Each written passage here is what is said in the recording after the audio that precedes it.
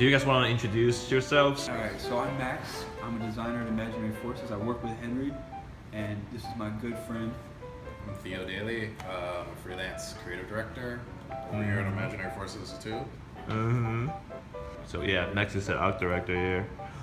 So during the whole process, how do you guys think about the colors in Taiwan? Well, the first thing when I was researching, I didn't spend too much time because I was told not to take a lot of time. Yes. I thought that the colors were too much. I understand that something wants to be bright, but then something else wants to be bright too. And all of a sudden you have all these bright things, and things sort of mesh together. So it becomes a beautiful tapestry, but it's just one unified thing. Like bright blue, bright yellow, bright green, bright red. They're all bright. They're all color. Nothing stands out from itself. Okay. How about you, I'd Max? say same thing. A lot of things, a lot of competing colors. Everything was kind of all screaming for attention. Nothing was subtle enough to make any one thing stand out. And part of me was okay with that. It's just like, all right, this is natural. Like, this is the way things are, and don't mess with it.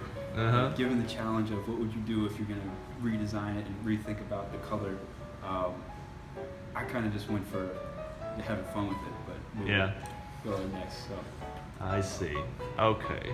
So, do you think it's true that cultures have different color schemes in terms of how people perceive it, down on the streets, or like signs on the streets? There's branding systems, like there's subways and all that. Do you think is it true that every culture will have their own separate identities? Well, I think partially it has to do with how humans register color, just from the eyes. Like, obviously red stands out. Red means different things in different cultures, but it stands out. Other colors are considered more calming. But obviously you have Western versus Eastern philosophy on even what black versus white means. One culture, one color means black, means death, and the other, it doesn't. That would be white. So you do have to take cultures into consideration when you're thinking about color. I see. But you, Max? I think one thing that you had mentioned was kind of the practicality of it. You mentioned that the green and the red was a big color that is seen throughout Taiwan, and that's part of them just having the accessibility to those two colors, or they weren't too much of it. Yeah. And I thought that was pretty interesting. That's okay, that set the tone for how many years. Yes.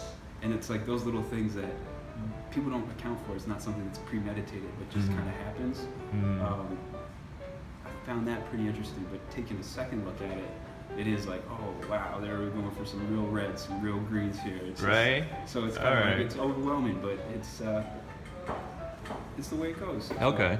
But yeah. Cool. So that's good. Theo, can you tell me a little bit about when you first saw these photos?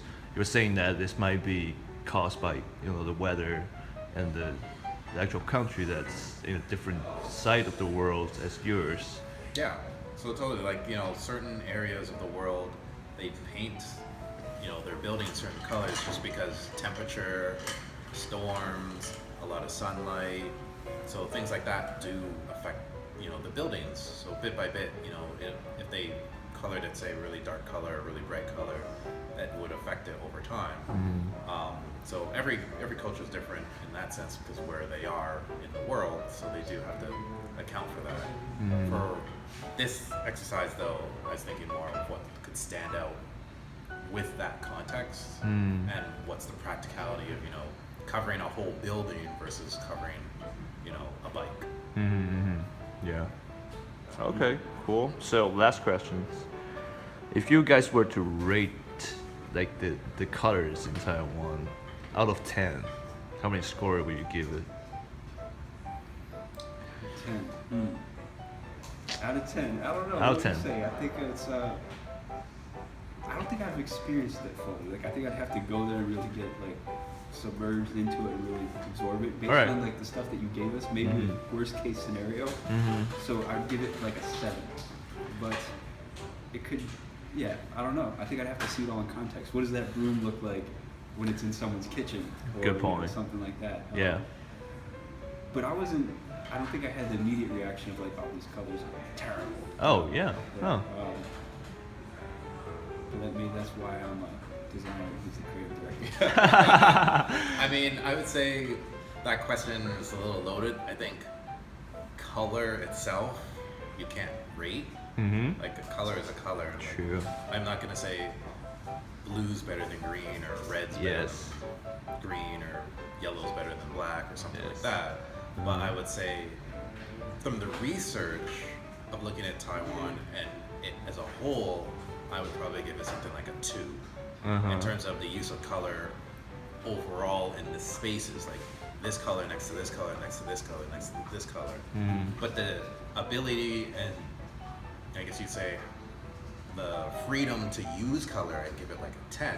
Yeah. Because you live here, you know, in New York, and color isn't used that way, so it's not as daring as that is. So Right. that way I would rate it really, really high. It's just when you put them next to each other, they all become sort of one big mesh. Right. Right. Yeah. Okay. If you tone it down a little bit and then you let some of those loud colors just room to breathe, it'll be more successful. Good point. All right. Yeah. Thank you, guys. No problem. Say bye. All right. Take care.